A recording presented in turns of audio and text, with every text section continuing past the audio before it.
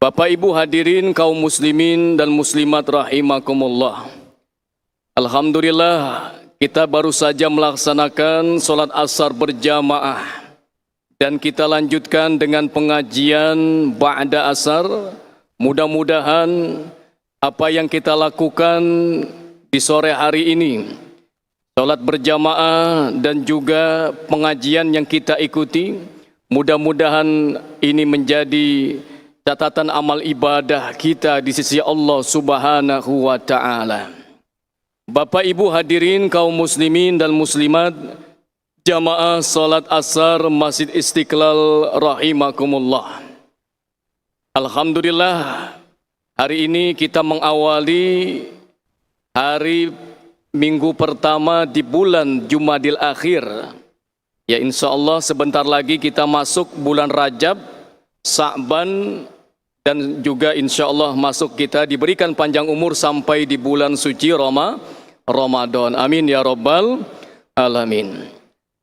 Tidak terasa waktu begitu cepat ya, sore hari ini ya kita ditakdirkan oleh Allah Subhanahu wa Ta'ala hadir semua di tempat yang mulia ini, yang mudah-mudahan kita semua ini orang-orang yang senantiasa diberikan keridhaan dari Allah Subhanahu wa Ta'ala. Baik Bapak Ibu, kita mengambil barokah, ya, ngalap barakah kalau kata orang Jawa itu, ngalap berkah. Dari apa? Dari kitab yang ditulis oleh Al-Imam Syekh Zainuddin Al-Malibari. Kitab ini bernama Irsyadul Ibad ila Sabilir Rasyad, yaitu sebuah petunjuk bagi hamba Allah menuju jalan yang diridhoi, yang tentu saja yang dirahmati Allah Subhanahu wa Ta'ala. Baik, kita akan melanjutkan bacaan kita pada babul wudu. Masih pada bab wudu. Ini penting, Mbak. Ya, kita membahas bab ini penting. Kenapa? Karena ini menjadi tolak ukur salat kita diterima oleh Allah atau tidak. Kalau wudunya tidak beres, kalau wudu yang kita tadi lakukan belum memenuhi ketentuan tuntunan Nabi, maka salat kita ini juga akan bermasalah. Ini penting, Pak. Ya, salat kita ini harus rapi. Ya, kita kan mau menghadap Allah bawa apa? Bawa salat. Ya, salat ini penting untuk bekal kita. Nah, salat bukan sembarang salat. Salat harus, ya, wudunya harus harus baik, harus sesuai dengan tuntunan Nabi. Jadi ini agama Islam ini luar biasa. Mau menghadap Tuhannya, mau menghadap Allah enggak sembarangan. Tidak kotor, tidak jorok, ya. Tidak najis, tidak ada najis. Jadi harus suci, Pak. Nah, suci bukan sembarang suci, tetapi suci ya sesuai dengan tuntunan Nabi.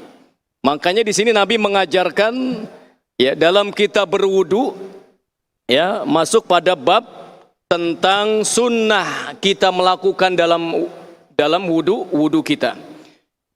Warasyama ubaina izarah ba'da ka ba'di istinja. Yang berikutnya sunnah kita dalam berwudu itu yaitu memercikkan air, ya, di sarung kita dekat kemaluan kita. Jadi kalau ada laki-laki pakai sarung sholat, itu sunnahnya dipercikan air itu di sekitar sarung dekat kemaluan kita. Ya. Kalau perempuan bisa, ya bisa juga begitu, ya, percikan. Ya, ini Nabi mengajarkan demikian. Ya, jarang ini diamalkan ya, padahal ini sunnah. Ya, mungkin Nabi ngajarkan seperti ini mungkin khawatir ada najis, ya, ada najis yang ada di sarung atau kain kita, makanya dipercikan tuh, ya.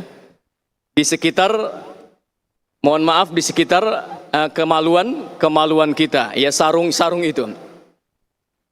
Qala Rasulullah sallallahu alaihi wasallam, Nabi pernah bersabda, atani Jibril fi awwali ma uhiya ilayya fa'allamani al-wudu.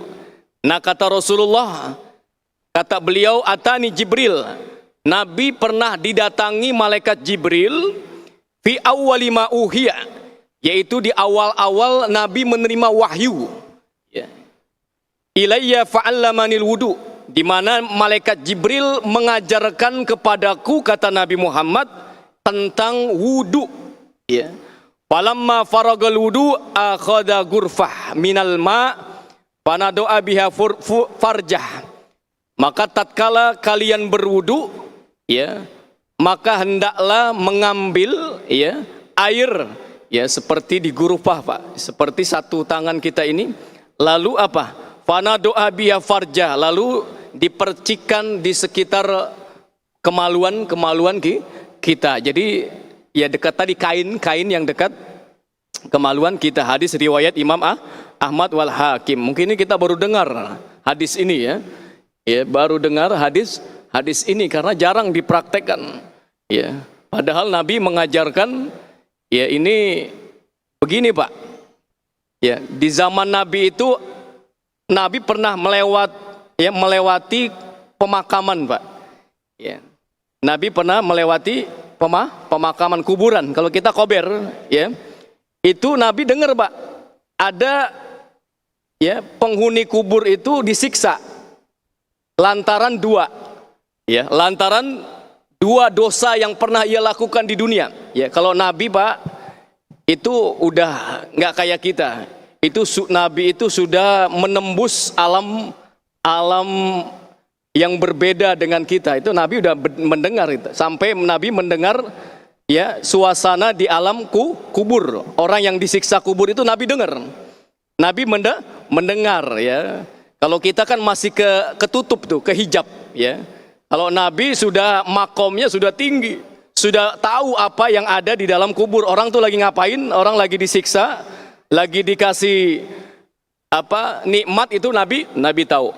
Nah, ketika dulu Nabi melihat ada penghuni kubur itu disiksa, ya, lalu Nabi taruh, ya, sebatang kurma di kuburan itu yang lagi disiksa. Ditanya oleh sahabat, Nabi, kenapa engkau melakukan ini? Karena ingin meringankan, ya, siksaan bagi penghuni kubur ini yang lagi disiksa. Kenapa? Lantaran apa dia disiksa? Yang pertama, kalau pipis, buang air itu nggak bersih. Hati-hati, Pak. Ya, ini bisa mengakibatkan siksa di alam kubur itu gara-gara istinja. Ya, Bu, ya, istinjanya nggak bersih. Makanya jangan buru-buru. Ya, kalau mau bersih-bersih, habis buang air besar, buang air kecil, mohon maaf, itu tuntasin. Ya, kalau laki-laki kan berdehem-dehem, gitu kan.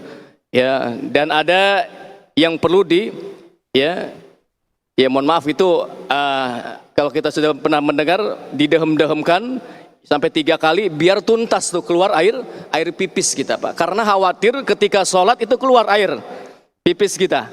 Nah, itu kan bahaya itu. Itu bisa najis. Makanya itu yang disebabkan Nabi dulu pernah dengar orang disiksa lantaran istinjanya, ya mohon maaf, ceboknya itu nggak bersih, ya, ceboknya nggak bersih, ya. Makanya tuntunan Nabi itu diikuti, ya. Ya, biasanya didehem-dehemin tuh biar keluar, karena pipis kita itu kan masih ada yang kadang-kadang masih belum tuntas di tengah, gitu kan. Makanya dibantu dengan didorong 3 kali, ya, supaya betul-betul keluar. Ya, itu tuntunan Nabi, Pak. Nah, satu lagi, kenapa ada orang disiksa di alam kubur? Yang kedua, karena dosa dia pernah mengadu domba, Pak. Ya, itu pernah Nabi ditanya, kenapa? Kata Nabi, ditanya oleh sahabat, ini orang di dalam kubur lagi disiksa karena 2 dosanya di dunia waktu itu dia lakukan, yaitu ceboknya tidak bersih, yang kedua suka ngadu domba, ya, suka ngadu domba, ya, provokator, ya, provokator, ya, ini hati-hati, ya, suka ngadu domba, bikin orang berantem, nah ini bisa disiksa di alam kubur gara-gara amalan-amalan ini, dosa-dosa ini. Makanya di sini Nabi mengajarkan untuk dipercikan, khawatir ada najis. Nah yang berikutnya, ar-rukbah wa du'a la masaha, ya. Ar-rukbah, ya, tidak dianjurkan mengusap air di leher, Pak. Ya. Mungkin pernah kita ngelihat saudara kita itu suka wudunya pakai diusap di lehernya air. Ya, di dalam kitab ini nggak ada tuntunannya memang. Ya, jadi tidak perlu kita lakukan. Ya. Ya, ad-du'a wa du'aul a'dha, dan juga tidak dianjurkan membaca doa setiap kita membasuh anggota wudu kita. Ya, kecuali niat itu wajib. Ya, membasuh muka ada doanya gitu kan. Itu lalu ada membasuh kaki ada doanya gitu. Ya, pernah dengar, tetapi ini di dalam kitab ini tidak dianjurkan. Jadi tidak perlu dilakukan, ya. Amma ahadasihima mauduun, karena hadisnya itu palsu, ya. Memang ada hadis yang mengatakan, ya, berdoa setiap kita berganti basuhan wudu kita, itu ada memang. Tetapi hadis ini katanya maudu, yaitu hadis palsu, ya. Jadi nggak perlu dilakukan. Au syadidun da'fahu fala ya'malu bihima. Bahkan palsunya itu, ya, sangat palsu, kuat, ya. Jadi ya kita tidak perlu melakukannya. Nah yang berikutnya, ya, sedikit lagi, ya. Jadi ini kita penting nih, ya, walaupun sedikit tetapi harus paham, ya, wudu ini penting sekali, ya. Jangan asal-asalan, ya. Bahaya kita kalau cuma sekedar membasuh tetapi kita nggak tahu ilmunya. Far'un yaktasiru hatman alal wajib lidaiki waktu an idrakis shalah kullaha fiha. Nah yang berikutnya, hendaklah, ya, meringkas, ya, yaitu basuhan yang wajib karena sempitnya waktu masuknya sholat. Begini Pak, maksudnya begini, sudah qomat, ya, sudah qomat ini, ya. Kita tadi wudu kan di bawah tuh, ya, di Istiqlal ini tempat wudunya di bawah. Sudah qomat, ya. Nah ini jamaah, ya, sholat berjamaah itu keutamaannya luar biasa Pak. Ya, kalau kita dihadapkan dalam situasi memilih mana yang harus kita kejar, sholat berjamaahnya atau menyempurnakan wudunya, maka kata beliau di sini dalam kitab ini, kita harus memilih sholat berjamaahnya Pak. Jadi wudunya diringkas saja. Ya boleh, ya, basuhannya sekali, misalkan. Yang wajibnya, yang intinya, ya, sunnah kalau 3 kali kan sunnah. Ya, basuh muka 3 kali, basuh tangan 3 kali itu sunnah Pak. Tetapi ini di Istiqlal ini sholatnya sudah mau selesai, udah 2 rakaat lagi, gitu kan. Kita datang agak telat lagi kan, wudunya di bawah agak jauh. Nah itu kalau bisa kita ngejar jamaahnya itu Pak, mengejar sholat berjamaahnya, ya. Lain kalau waktunya masih luas, ya, misalkan kita datang lebih awal 10 menit sebelum qomat, ya. Nah itu bisa kita melakukan dua hal. Makanya tergantung situasi Pak. Bahkan begini Pak, ya, saya dapat pelajaran itu, kalau, ya, kita sholat berjamaah, ya, apalagi sudah mau habis asar nih, ya, udah 5 menit lagi sudah mau sudah mau maghrib, ya, kita mau sholat asar, dahulukan yang wajib, ya, sunnah ditinggalkan, wudunya dipersingkat, ya, itu boleh, ya. Atau mohon maaf, Jikalau tiba-tiba udah mau sholat berjamaah, ya, tiba-tiba mohon maaf, mungkin kita sakit perut. Itu kan pernah tuh kadang-kadang sakit perut. Wah, udahlah. Ya, ya. Apakah kita paksakan sholat berjamaah atau kita tuntaskan ya perut kita ini biar lega. Nah, kata ulama, ya, khusyuk itu lebih baik daripada kita berjamaah. Jadi tuntaskan dulu ya hajat kita tadi itu, buang air dulu, silakan tuntaskan dulu itu.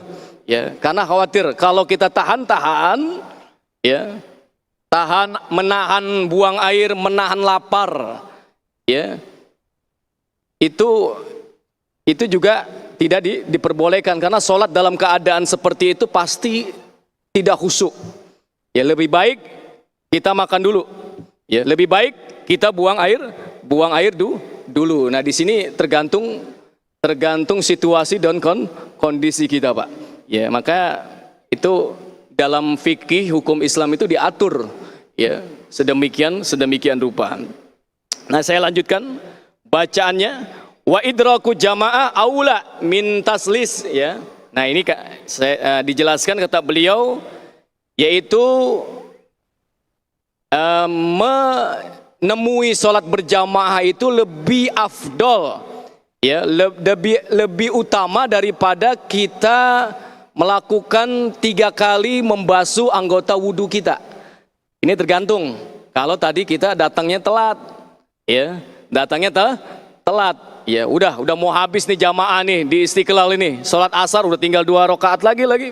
Udah, nggak usah pakai lama-lama kita wudhu. Cukup sekali basuhan.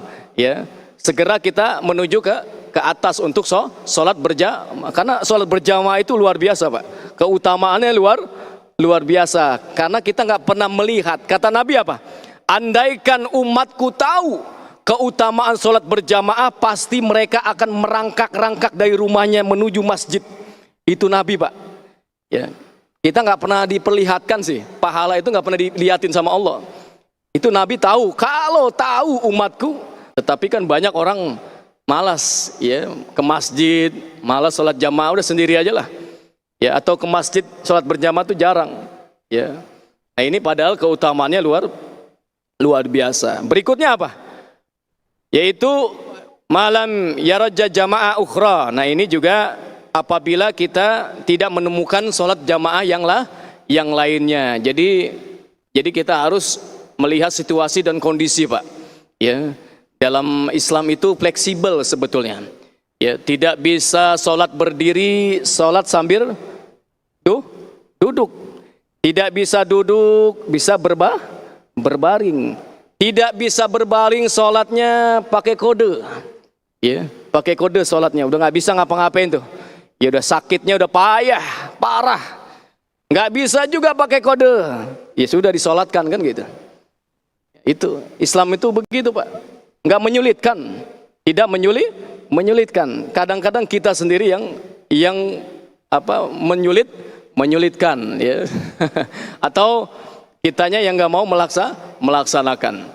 Nah, yang berikutnya, yang terakhir ini, yaitu tentang kemakruhan, Pak.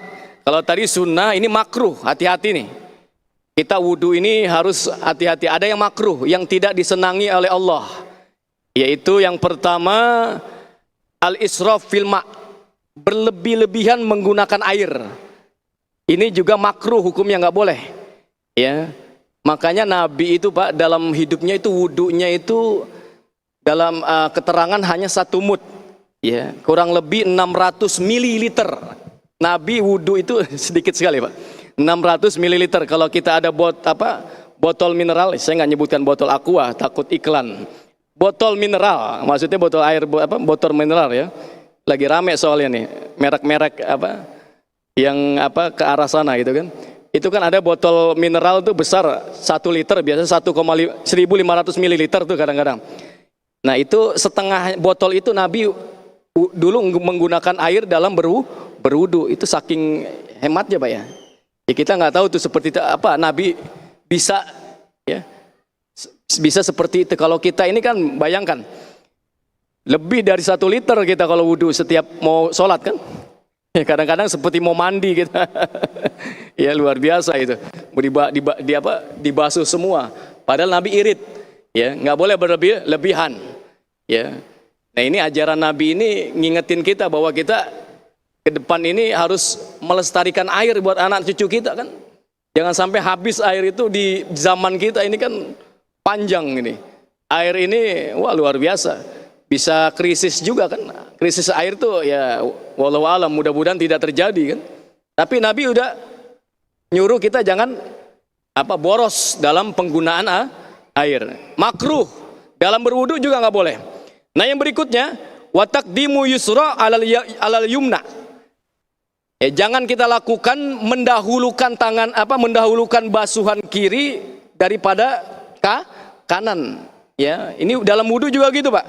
Tangan kanan dulu baru tangan kiri. Jangan terbalik. Nggak boleh, itu makruh tuh. Kata ulama di sini nggak disenangi oleh Allah. Ya, tangan kiri dulu. Atau basuhannya atau kuping kiri dulu, jangan. Kuping kanan dulu. Jadi sesuatu yang baik dahulukan dengan yang kanan. Karena kalau yang kiri berarti makruh hukumnya. Berikutnya apa? Wanaksin anisalasah. Ya, dan mengurangi dari yang basuhan 3 itu. Ini kalau waktunya masih luas. Ya, 2:30 mau asar. Tadi kan jam 3:10 asar lah. Ya, kita sudah wudunya jam 3 pas, masih ada 10 menit lagi. Bisa itu 3 kali kita basuh wudunya kita, ya, setiap basuhan 3 kali. Tetapi kita nggak lakukan itu, maka itu makruh hukumnya, ya, tidak disenangi padahal waktu masih luas, waktu masih waziyadah alaiha min ghairi ma. Nah, sama juga tidak boleh menambahkan, misalkan ya sunnahnya 3, kita basuhnya 4 kali 5 kali, ini berlebihan juga, ini juga makruh. Wa ghairu ma'i mauqufun, ya, faminhu haramun. Nah, apalagi yang dia wudu itu ya bukan dari air wakaf, sama nggak boleh juga, Pak. Kalau di masjid kita, di rumah-rumah itu kan ada tuh wakaf air wudu itu kan, karena dia tahu tuh, Pak, keutamaan memberikan air itu kepada orang yang membutuhkan tuh luar biasa loh, Pak. Itu ada hadis Nabi, baik untuk minum, baik untuk wudu, itu luar biasa. Nah, kalau ada di rumah kita orang wakaf air untuk wudu, itu nggak boleh berlebih-lebihan. Ya, kita menggunakan air keran itu, air wudu itu. Ya, bahkan kalau berlebih-lebihan itu juga haram hukumnya, ya. Ya, artinya ini hati-hati dengan penggunaan yang kalau itu statusnya wakaf. Wakaf, ya, termasuk wakaf air. Nah, terakhir qala Rasulullah sallallahu alaihi wasallam hakadza al-wudu. Begitulah cara kalian lihat bagaimana Nabi berwudu. Faman zada ala hada aw naqasa faqad asaa wa zalama. Barang siapa yang menambahkan atau mengurang-urangi, ya, basuhan wudu, maka dia telah berbuat keburukan atau kezaliman. Hadis riwayat Imam Abu oleh Allah Subhanahu wa ta'ala. Jadi itu ukurannya solat kita diterima atau tidak, salah satunya wudu kita sudah baik atau belum. Itu, Pak. Maka dari itu mudah-mudahan kajian yang singkat ini dapat membuka wawasan kita sekalian agar kita selalu memperbaiki ibadah kita, Pak. Ya, karena ini kan mau ganti tahun, jatah umur kita kan berkurang. Betul apa betul? Jatah hidup kita di dunia ini berkurang apa bertambah? Berkurang, Pak. Kita hidup di dunia ini mau kemana lagi? Mau ngapain lagi? Ya, apa mau 100 tahun lagi hidup? Kan nggak mungkin. 1000 tahun lagi apa iya? Tidak mungkin. Ya, inilah yang harus kita siapkan. Ibadahnya harus sempurna. Sholatnya harus diterima oleh Allah, caranya dengan memperbaiki wudu kita. Mudah-mudahan ada manfaatnya bagi kita sekalian. Yang sedikit ini insya Allah menjadikan ilmu bagi kita dalam kita mengamalkan dalam hidup kita sehari-hari. Nanti sholat maghrib kita amalkan, kita berwudu dengan ilmu ini, insya Allah ya sedikit demi sedikit ilmu kita amalkan itu menjadi kebaikan. Ya. Baik, kita tutup dengan membaca doa kafaratul majlis. Bismillahirrahmanirrahim. Subhanakallahumma wa bihamdika asyhadu an la ilaha illa anta astaghfiruka wa atubu ilaik. Demikian, mohon maaf billahi taufik wal hidayah. Assalamualaikum warahmatullahi wabarakatuh.